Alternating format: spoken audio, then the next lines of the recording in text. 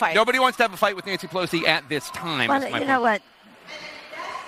Have you talked I to have him? Is to my do only what question. I have to do. Right.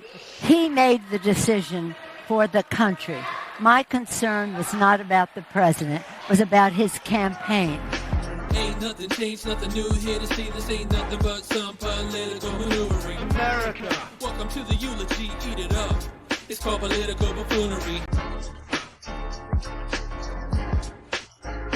Hey there, everybody, and welcome to This Week in DUMBmocracy, where we showcase some of the dumbest newsmakers of the week. I don't like covering political national conventions. They're basically infomercials, whether it's coming from one side or the other, trying to explain to the nation why that party should be leading for the next 4 years. In the case of the RNC, it was all about Donald Trump. Now it's going to be all about Kamala Harris for the DNC. Or is it? Because the first night of this convention is kind of unique. Because there is a sitting president who's a Democrat who is not running for re-election, the first night of the convention is a look back at Joe Biden's tenure as president, and indeed his entire 50-plus year political career. And while it may be billed as a celebration of a selfless individual stepping aside for the good of the nation, what it really is, when you look under the surface, is the wake of Joe Biden's political career. This is the staging of the memorial for Joe Biden as he not only exits the presidency, but exits politics in general. And it's all thanks to the soft palace coup that was put on by people like Nancy Pelosi. We're going to delve into this dark underbelly of night one of the DNC. But before we do that, I'm going to ask you guys to please subscribe to the channel. Hit that notification bell so you don't miss any of the shows. And if you like what you see and hear in this or any other video on my little political channel here, please smash that thumbs up button. Like, comment, share the show with your friends. All that really, really good stuff. Because all that's going to feed the YouTube algorithm. Feed me. As always, thank you guys so much for all that you do to help grow the channel. You know I really appreciate all that. And for all you newbies out there who may have found this little political channel for the first time ever, I'm glad you're here, and I hope that this video earns your subscription as we talk about what this first night of the DNC is really all about. And it comes from CNN of all places, who are talking about Joe Biden's role at this convention. The word that everybody is using to describe tonight is bittersweet. It's just bitter. The fact of the matter, I'm not saying Joe Biden is bitter, but, you know, it's like you've been thrown out a window, and as you're falling, you go, gee, it's nice out here. No, he got thrown out of a window. He got thrown out of a window. This is reference to what I've been calling the palace coup that was done by Democrats by taking their incumbent president, who earned enough delegates through their rigged primary system that was rigged in his favor, actually, took him and removed him from his position and inserted a designee, Kamala Harris, in his place. I believe they call that the old switcheroo. I don't know how this is democracy in action, and Democrats like to talk about they're fighting for democracy, but the characterization of what they did here is so anti-democratic that it is actually DUMBmocracy. See what I did there? It's the name of the show and all that. Okay, it was lame, but you get what I'm saying here. The Democratic Party is acting anything but when it comes to the installation of their designee, Kamala Harris. And basically he was forced, you know, there's going to be a lot of talk tonight about how generous it was of him and selfless of him.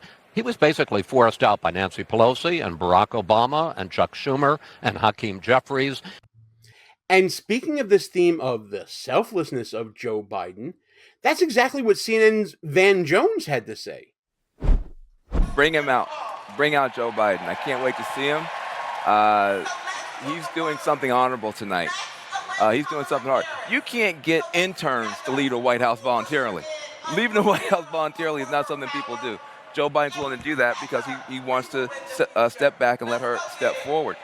Carefully following an agreed-upon script. If you believe that there's this bridge in Brooklyn that goes into Manhattan that I can sell to you really, really cheap, do you really think that Joe Biden wants to leave the White House, that he wants to step aside, that he wants to get out of the game? Hell no, he doesn't want to. This is a goddamn coup. We've heard from Joe Biden constantly throughout the primary season how he was ready to go. He was ready for this second term. He wanted to take on Donald Trump. And then all of a sudden, he wants to get out of the race? No. He was clearly forced out, and we're going to have proof of that later on in the show. But I'm going to let Van Jones finish here. As far as Kamala Harris is concerned, this is not complicated. Have you ever had a boss? Did you ever think your boss was doing good, but you could do a little bit better? That's her. She can praise him on the stuff that she likes, but she's a different person. She's from the West Coast. He's from the East Coast. He's white. She's black. So she's her own person. Is there going to be an East Coast, West Coast beef? Hey, listen, there might be a beef. There might be a beef. So I just think that this is a moment for him to do something extraordinary. So the old lion's last roar tonight, and I want to hear it. And she's going to do great, but this is his moment tonight. It's his moment. It's Joe Biden's moment tonight. It's a celebration of Joe Biden and all that he is. Remember when Democrats were trying to distance themselves from Joe Biden because of his feeble mind, feeble body of late? Do we really want to celebrate the man who created the crime bill but that put so many minorities in jail? Do we really want to celebrate the Biden crime family? This is political spin at its finest that I talk about in my book that I'm grabbing for right now. Schnooks, Crooks, Lies, and Scoundrels, a field guide to identifying political buffoons, available right now on Amazon, at Barnes & Noble, and other online bookstores. This is the agenda gymnastics portion of the show, folks, where we're talking about all the good things, all the propaganda about Joe Biden. We're putting all the spin that we can on it. We can also call Van Jones a little bit of a hack here, a hack journalist trying to create a beautiful narrative for Joe Biden when everyone really knows that there's nothing beautiful about what happened with this palace coup that the Democrats are staging. And you're watching the culmination of it right here at this convention. Yeah, Biden is known in his career as being one of the best eulogy givers at funerals. And now they're making him come and give his own career. He has eulogy. Files of every eulogy. Yeah, he's and now they're making him give his own eulogy at this convention. I mean, you have to give one its best so you get to give your own. Yeah, I guess. I am anxious to see how they handle it. It's a sticky wicket. I mean, he was bullied out of this race after 52 years of service to the Democratic Party, and it wasn't all about his age. He was unpopular. He was going to lose. It was Afghanistan. It was inflation. It was immigration. And now... and he had to be dragged out by the fingernails. I'm sorry. This is not. So he's not here in a happy moment. Okay, I know that this yarn that's being spun in this hall that he was popular and selfless and handing on. No. It is the opposite, and everybody knows it. And yet the Democrats are engaging in this theater of looking into cameras and saying it. So it's not true. I'm interested to see how they handle it tonight. It's theater, ladies and gentlemen, and everyone in between. This is the show. This is the moment that they're giving Joe Biden to exit gracefully rather than to remove him forcibly. That's what's going on here. This is part of the deal that was made. Everyone's going to play nice with Joe Biden, try to preserve his legacy. Nancy Pelosi said he should be on Mount Rushmore, for God's sakes. Initiate flashback! A good place to make whatever decision, the top of his game. Such a consequential president of the United States, a Mount Rushmore kind of president of the United States. Want to know what comes next. That he belongs up there on Mount Rushmore. Lincoln and Joe Biden. But you got Teddy Roosevelt up there, and he's wonderful. I don't say take him down, but... So they're giving him his moment in the sun to bask in the glory and in the adulation of his party that ripped him out of office. It's a very weird dynamic, politics, isn't it? They love you till they have no more use for you. Then they hate you, but they'll give you an opportunity to leave on your own terms if you put in enough service. Politics is the worst. So, amidst all this theater, some truth emerged on CNN. I know, random acts of journalism on CNN. And after the break, we're going to see that in Jake Tapper's interview with Nancy Pelosi that's garnered some attention for what she had to say. Like what you see so far? Go ahead and smash that thumbs up button. Also, leave us a comment and tell us what you're thinking. And don't forget to subscribe so you never miss another show. We now go to this clip of Nancy Pelosi discussing the DNC with Jake Tapper and Dana Bash. And Tapper actually asked some pointed questions about her relationship with Joe Biden. And I know that it was very difficult for him. That's been made very clear by some of his top aides like Anita Dunn and Ron Klain. And there does seem to be, even though Anita Dunn said earlier today, quote, nobody wants to have a fight with Nancy Pelosi at this time, unquote, it does seem like there's some residual bad blood or resentment. And I'm wondering if you've spoken to him and what your response is to that. Sometimes you just have to take a punch for the children. And that's what you're doing right now? You're just going to take the punch for the children? Who's punching right now? I don't know. Anita Dunn said... I didn't even hear this. I'm just hearing... It was an interview with me. Maybe he's throwing the punch. I don't know. No, I'm not. I would never. But she Anita said she doesn't want to fight. Nobody wants to have a fight with Nancy Pelosi at this time. Well, you know what? Have you talked to him? I have to do what I have to do. Right. He made the decision for the country.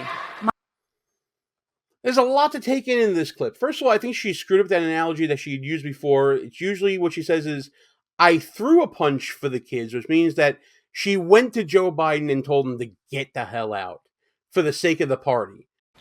So if you want to go into the arena, you have to be prepared to take a punch.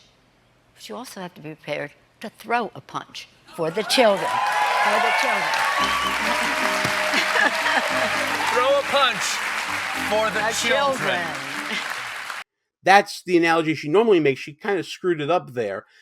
But this idea that she did what she had to do, politics be damned, democracy be damned, the political process be damned, the voters be damned, Democrats be damned, actually.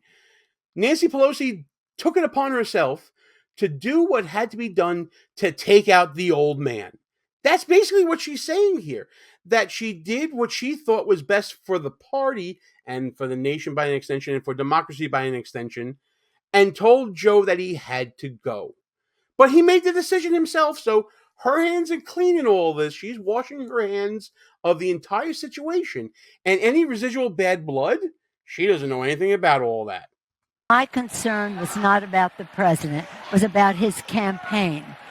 As he has seen the exuberance, the excitement that has come forth in our country. I just did an event for one of our members in Illinois, Eric Sorensen, today.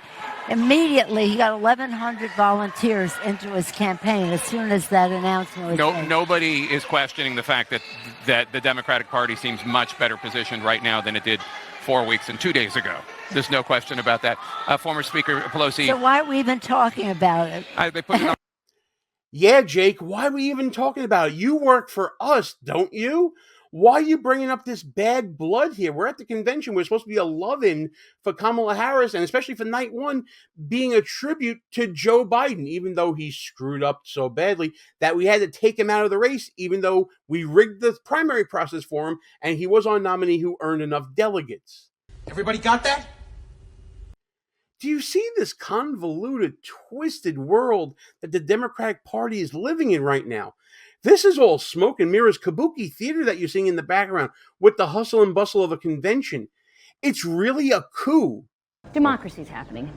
So we rigged the primary for Joe Biden again, and then we turned the process on its head and removed the guy we rigged it for in order to install a new designee in his place. And look at all this energy we got from this. Look at all this youthful exuberance we're getting from Kamala Harris, even though she can't find a coherent sentence with two hands and a flashlight, even though she rambles in word salads and talks in circles and gets herself dizzy. This is the modern Democratic Party, ladies and gentlemen, and everyone in between. You're seeing that they don't care about democracy. They never cared about democracy. Their primary process was always rigged. First it was superdelegates. Then it was the timing of races. And if you enter this state, you can't qualify. Ask RFK Jr. about that this election cycle. They don't care about democracy in the DNC, even though it's part of their name. But they want you to enjoy the show. And tonight's first act is a tribute to the selflessness, the honorable man himself, Joe Biden. What a crock of shit. But listen, that's just my opinion on all of this. I want to know what you guys think. Let's get into the comments together and talk about night one of this convention. And as always, like and share this video with your friends, subscribe to the channel, hit that notification bell So you don't miss any of the shows. I want to hear what you think about these shenanigans and all the other buffoonery happening every day this week in DUMBmocracy.